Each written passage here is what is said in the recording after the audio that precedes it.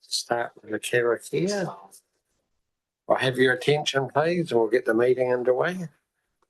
Tuia ki runga, tuia ki raro, tuia ki wahu, tuia ki roto, tuia te here tangata, ka ronga te pau, ka ronga te ao, humie, huie, tae kie.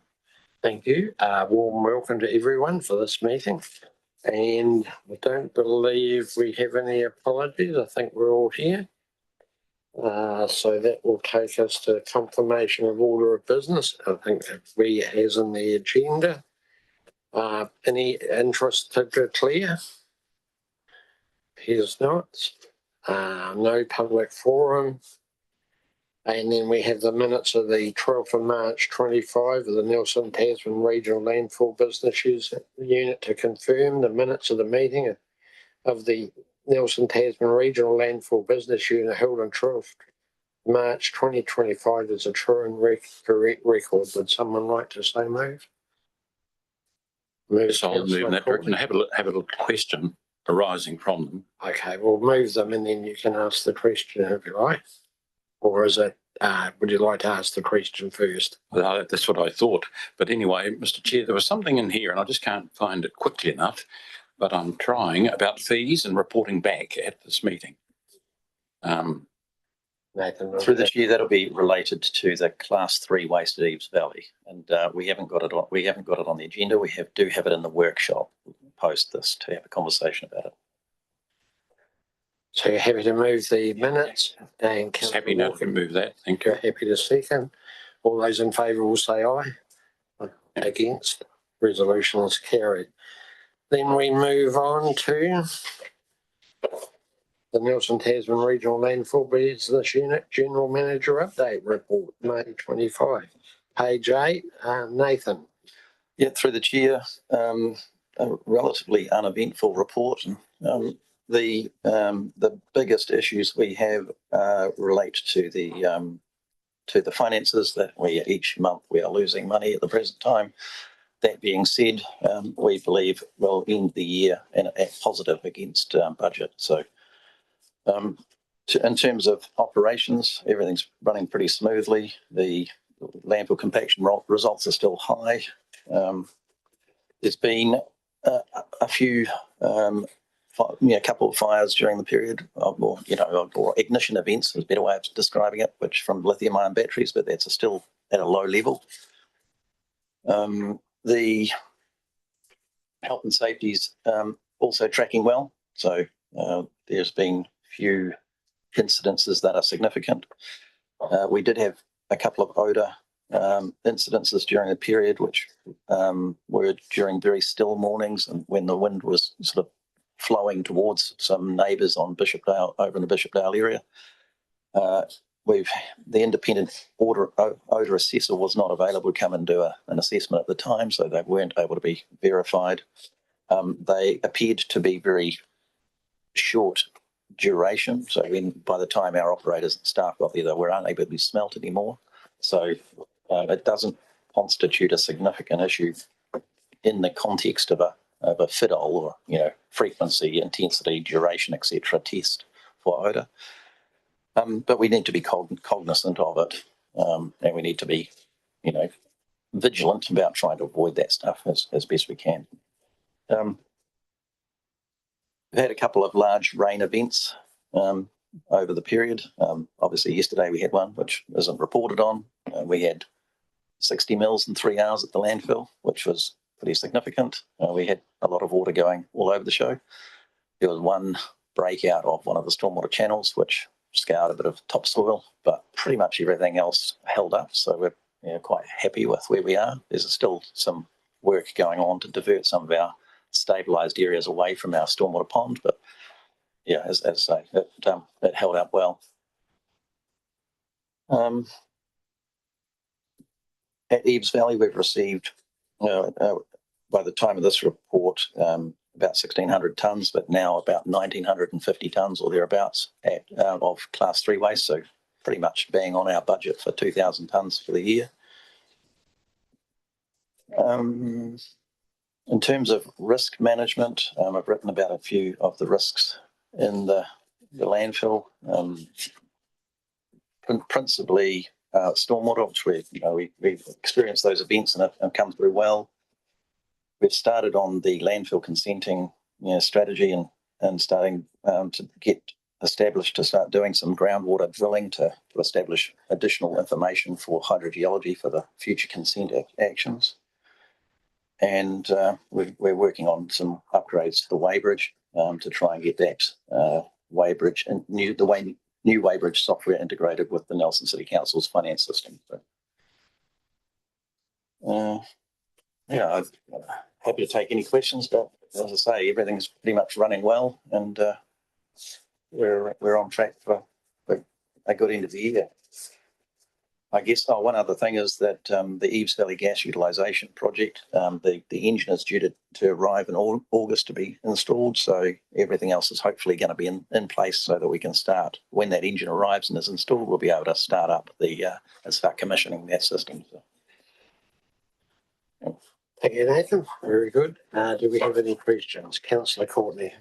Thank you. And I'd like to thank our manager, Officer Nathan, for his report. In certain sections, it really did enthuse me, and I thought we're heading in the right direction here.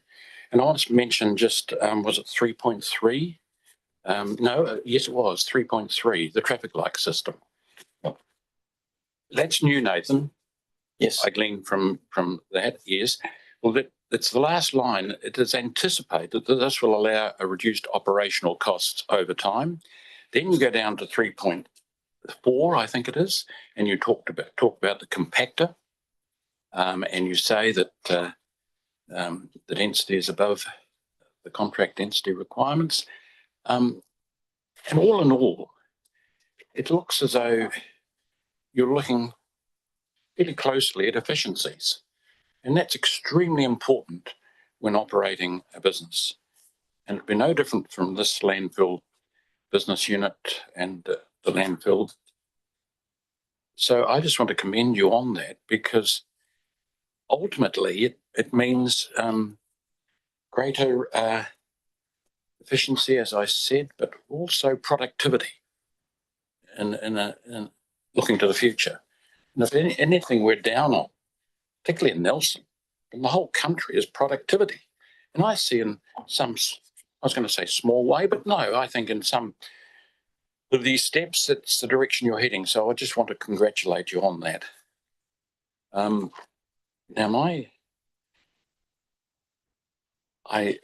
so therefore, when you come to 3.5, total waste at the landfill averages 535 tonnes per month below the 2024-25 year.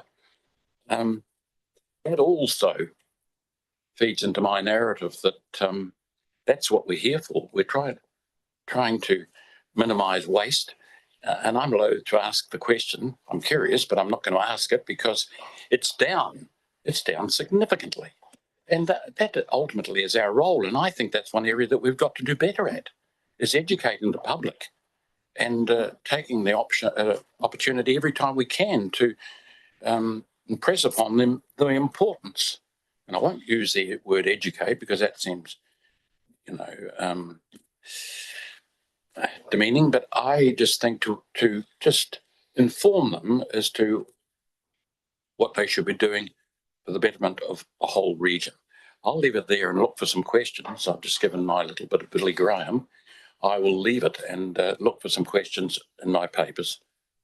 Thank you. Nathan. Yeah, thank you, Mel. We attended a session at the Tasman District Council with the waste providers recently, and we're talking about waste in the regions. And there was very, very good feedback about the changes at the landfill in terms of for the users. So they were all very positive. Principally around the transfer facility that we've installed and the benefits that gives them.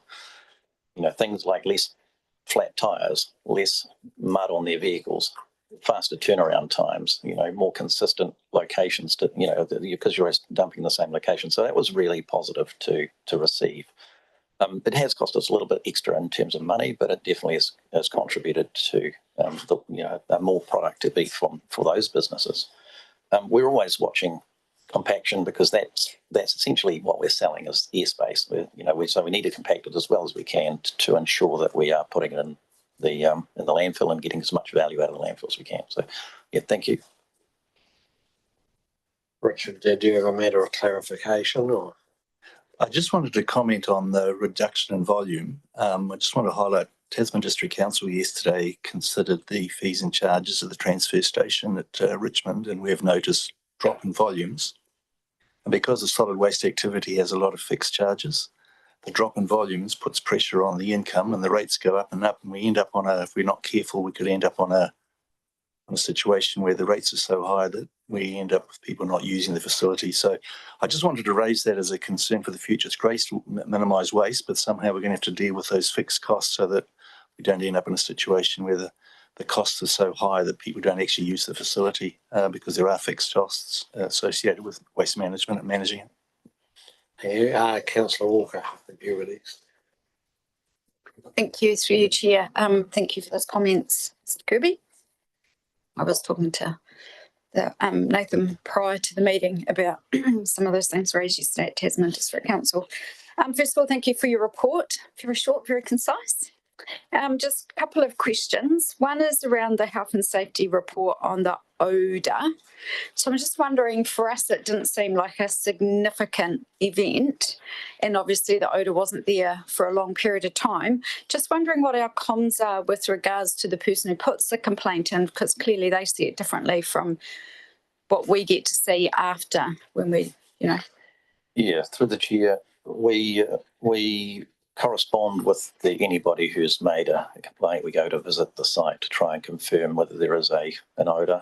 A complaint is a little bit strange in the context of is a complaint a breach of a consent? The answer is not necessarily.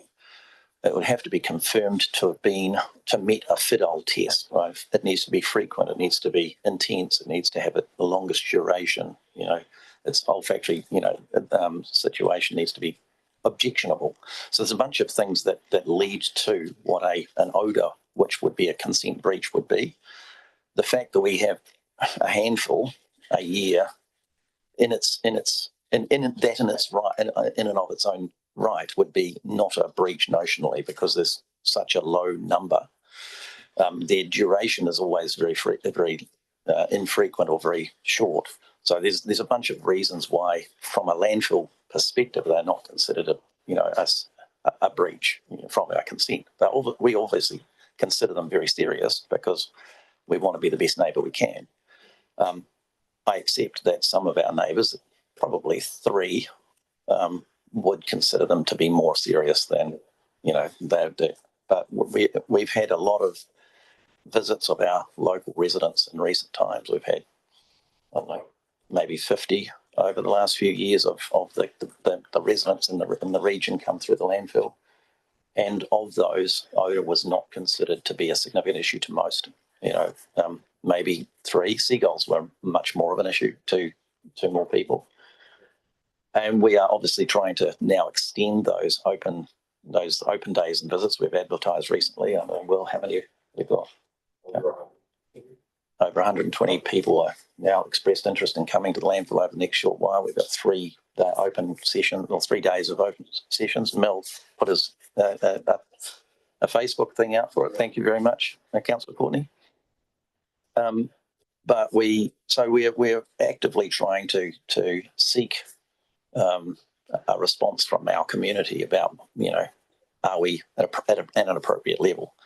I believe that we are, but it doesn't mean that we shouldn't be striving to be better. Cool, thank you for that. And my other question is around 14.7, which is the Weighbridge software. So obviously we updated our software, and there appears to be a disconnect between what the software is producing and how we can report on that through Nelson City Council. Just wondering, it says, work is going on to resolve the risk. Obviously, the risk is not getting the information and people being charged correctly. Have we got some traction on how we're resolving that?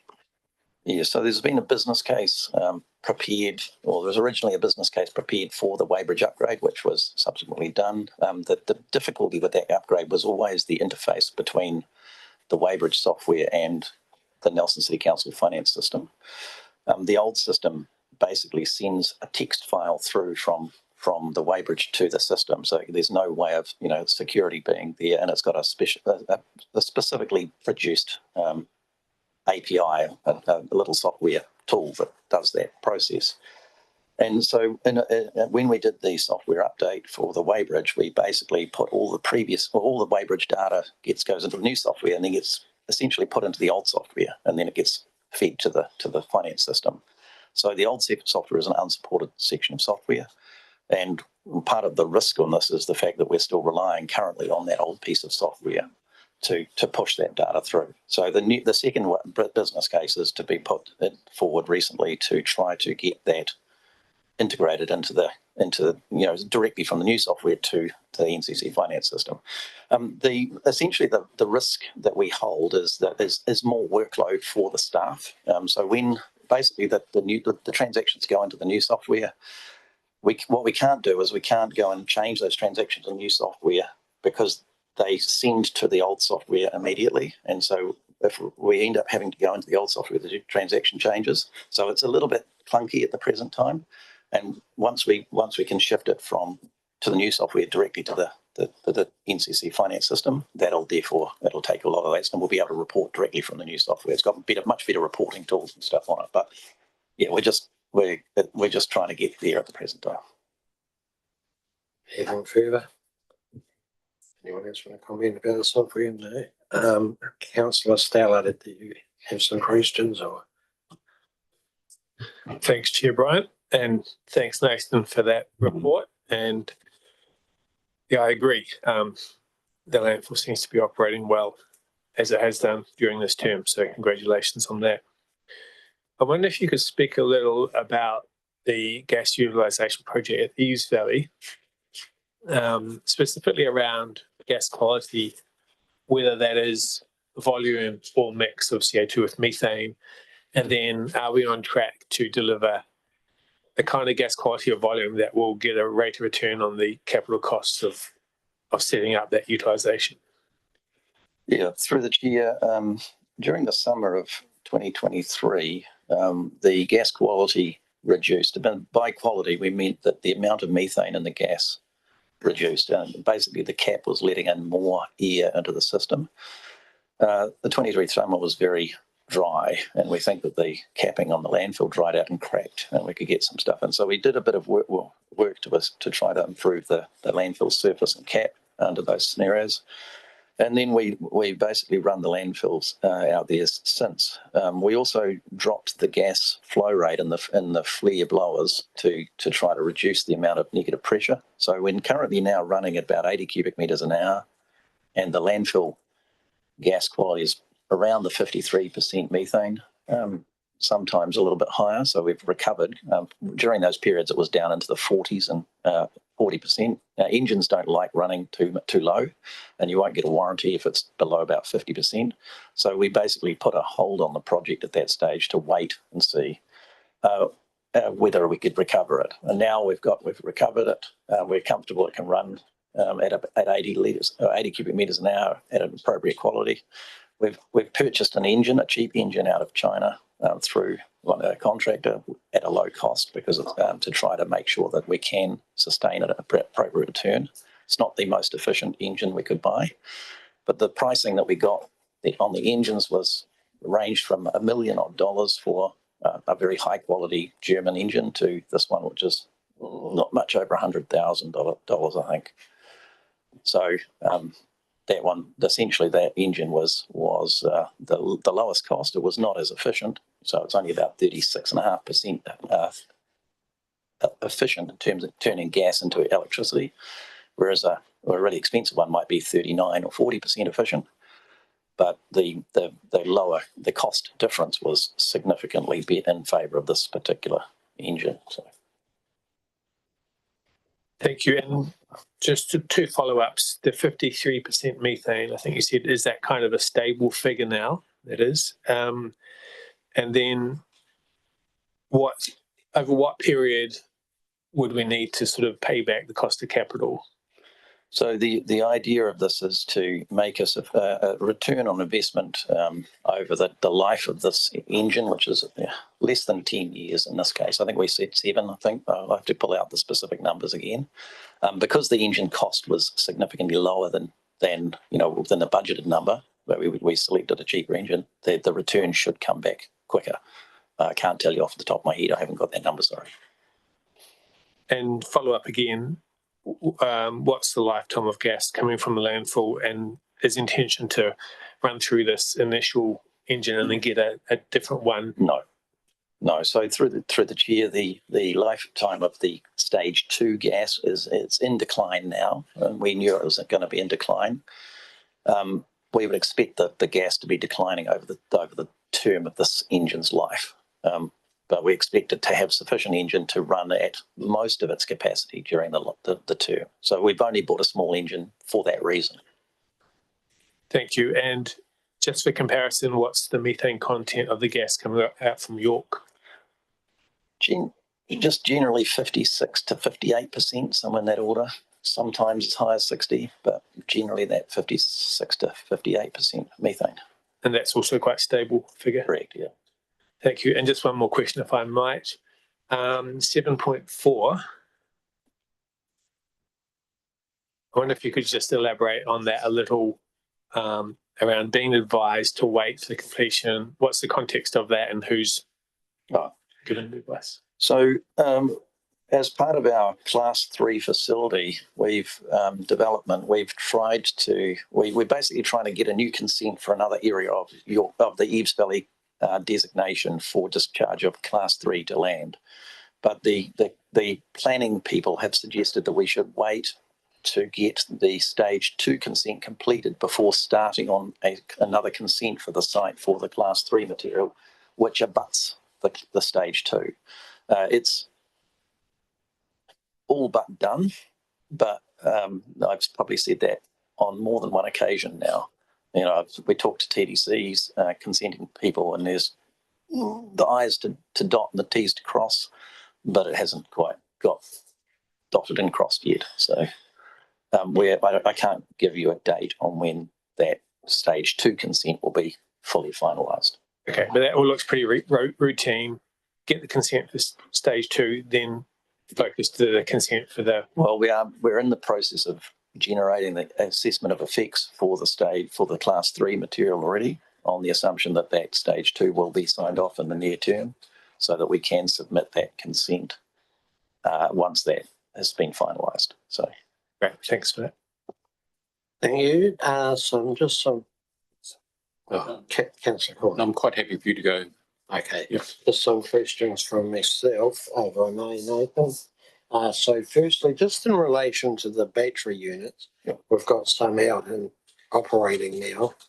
How has that been received? And you've got others available, and I believe they're predominantly for TDC locations. Yeah, so our Nelson City Council has requested 4, and TDC has taken the residual, the additional. Actually, I don't know how they've been received. I haven't heard from NCC or TDC about that. I know that NCC haven't installed them yet because they were only picking them up recently. Whereas I know there were some issues with the TDC ones near the TDC offices because they weren't considered to be pretty enough. So I'm not quite sure where that got to. So that isn't my issue. That isn't my issue. So who made that judgment, Richard? Sorry, no. I heard feedback from one of the solid waste people that the battery bins weren't. It wasn't desired that they get put in by the council office because they weren't considered to be pretty enough. So so that was. It was interesting. I mean, it's not my area to do. We've developed them to be safe. We thought they were pretty cool ourselves, with the battery, the stuff on them. But okay, someone else's judgment is different. So I believe that there's some conversation about them being put in a car park across the road somewhere. So Right. And just in relation to the battery fires alluded to in the report, it looked like they were handled appropriately and sort of standard procedure. So it does show the importance of getting these batteries out as well. Yes. So, I mean, I think that the program that we've been involved in for the last 3 years, the Don't Bin Batteries campaign, and then the development of these batteries bins has done its job quite well. I mean, at one stage we were getting 10 battery ignition events, 10 fires, starting events potentially a month. We're now down to 2 in this period. So that's a pretty good change. It's still, we've still got a risk because every one of those could set a significant fire in the landfill. Yeah. So, we're the landfill operators are good at digging them out and putting them out, trying to understand what was caused by them, caused them. Not every time they do that. Where the risk lies is when you get one of those ignition events and it's alongside some other highly flammable material. Yeah, exactly. Right? Yeah. And that's where, it doesn't happen every time, but it has happened on occasion. So we know the ones at Wakefield, Brightwater and Tapwood I mentioned, they've been well supported with batteries. So there's a lot coming out of circulation through there. My next question relates around the budget being lower by around 1.7 million for the 25-26 financial year. I mean 3.6. I think you alluded further on that it's not material for the overall budget, but can you just confirm that? Yeah, I'd have to defer to Andrew potentially. I mean, what would end up happening is we'd run a deficit for the year potentially, and then we would have to then seek to recover that deficit over the run. The way we do normally with our surpluses, we essentially reduce the income or the projected income by changing the gate fee in subsequent years. And in this case, we'd have to do it in reverse. We'd have to raise the gate fee slightly for subsequent years to recover that deficit if we were going to do so. So it would have an effect on future years' gate fee if we ran it at $1.7 million deficit. Out of our total revenue, that is thereabouts at 20 million. So it is still substantive. It would be 17% of our annual revenue if that was the case. So. Right. Andrew, did you want to add anything further? That figure is revenue and there would be some direct costs, but as pointed out earlier, a lot of our costs are fixed. But yeah, so there would be reductions. What Nathan has said as to how we would recover it, we first use up the surpluses today and then it would be not next year because we've already set them. It would be the following year we would start to recover that. And then we would have another year's data. So the economy might change because of the booming economy means we get more construction material and the like, demolition material. Lots of variables there. So I guess that leads perhaps to my last question, and this somewhat comes from what Councillor Kirby, not Councillor Kirby, that's promotion, Officer Kirby, was raised earlier in the meeting. As he alluded, we had quite a substantial discussion at TDC yesterday about the cost of waste. And one of the questions that's gone through my mind, there are a number of operators that take waste direct to the landfill and not to our transfer stations. What sort of percentage would you think were coming from Tasman of those operators that go direct to landfill? I don't have an answer. Currently, Tasman District Council discharge somewhere around 16,000 tonnes a year, I think, of waste to the landfill. Is that our overarching waste volume is around 70,000 tonnes a year. Nelson City's waste volume mass is around 6,000, 7,000 tonnes, if I recall off the top of my head. These are all. Please don't hold me to the numbers. So the bulk of the waste, 70% of the waste, probably 60% of the waste comes from private companies bringing waste to us. Now, we heard in the meeting with the waste providers recently that the cost of the cost differential between Tasman District Council and the landfill business unit, resulting from the Tasman District Council putting up its gate fee at the transfer facility, might be sufficient to justify those mostly the smaller players who don't come already, to then bypass the transfer station at principally, I think, at Fiddle Street, and coming directly to the landfill. I don't think that would occur in Takakura and Murchison, those other locations. They're expensive, but it's most likely to occur where it's relatively close to the landfill. Fiddle Street, Richmond. Yes. Those are remote ones. It's more expensive. But so, are you saying that the larger contractors, by and large, come direct to the landfill? That's my. Is there any cost saving for them in doing that? Well, it all depends on the differential between the landfill price and the TDC's gate fee, and then they're going to make rational judgments based on the time of transit. So if they're spending another hour driving in and out, or half an hour driving in and out, there's a cost to that, and whether or not that difference balances out that cost. If they are charging themselves at $100 an hour or $140 an hour or something, and you're charging, $20 a tonne more. Anything more than a certain amount of tonnes is going to make it justify them going to the landfill. That's the sort of decision making that those companies will be making. I think the message from a number of councillors in the mayor is that waste is a ongoing cost to us, is because we have to subsidise it with some general rate, and we want to move to user pays, but that's going to be a step process currently. So there's no easy answer. Yeah, I When we can't put the prices too high, we just get flooded. Yeah, the risk is that, and this is essentially where we were prior to the NTRBU being set up. Whereas the landfill price at York would be one year would be one price, at Eves would be a different price, and people would bypass Eves to go to York, or return. And they did. Yeah, and they did. And so one of the things that was set up and discussed, and I wasn't involved, but my understanding is a lot in the lead up to the formation of the regional landfill business unit was the notional equity that went on. And unfortunately, Nelson and Tasman are quite different.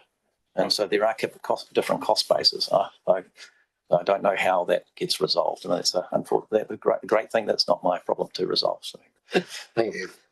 So that's the end of my questions. Any further questions, Councillor Portley? Thank you, Chair Bryant. Officer Nathan, that leads me on to say, well, these sessions that you're having, these 9 sessions you're having, which I commend you for, because I think you've got to keep the public informed and take them on the journey. And the journey is to minimise waste. That's our goal, isn't it? Yes, through the chair, the region's goal and the joint waste minimisation and management plans is to do that, and we work under the joint waste minimisation and management plan. Our role is to dispose of waste responsibly at a cost-effective rate. So that's we only play a portion in that overarching waste process. Yeah. Would you like to play a bigger role? It's not my. Can I just come in before you answer that? I know you're going to say no there. See, now I'm thinking of these sessions you're having, whether they could be expanded to include some sort of, advice given to our community about the value of minimising waste. I'm more than happy to invite the 2 council staff to attend and to put stuff on. I don't see any reason why we wouldn't do that. I hadn't thought about it. I'm happy to do that. There's no problem. Better integration or better, communication with our community is definitely well done. And if we can get TDC and NCC staff members, or one of them that does the waste minimisation program, to be there, why wouldn't we? So a great idea. We'll talk about that. Yeah, good. So I commend you on those 9 sessions. I think that's absolutely fabulous. I really do. Taking the community with us. Mayor Bryant, I have one that I can't resist. I'm not the mayor yet. Not no intention. Had to put the tap there. I should have said Mayor Richard, because he Chair. Thank you. I misspoke. I'm also excited, quite frankly, about this whole report. I think it's going in the right direction. That's what it tells me. And 11.4 is what I'm looking at now. Work is ongoing on the business case, and market research and a concept plan is being developed for the reuse options for the remainder of the gas at the York Valley landfill. Now that really excites me. That's full of opportunities. I think the hospital takes about 30% of our gas. And is there anything that you can tell us here today without breaching confidentiality, if you're think it might have some need to be in confidence, but I would appreciate, I think other councillors were around the table.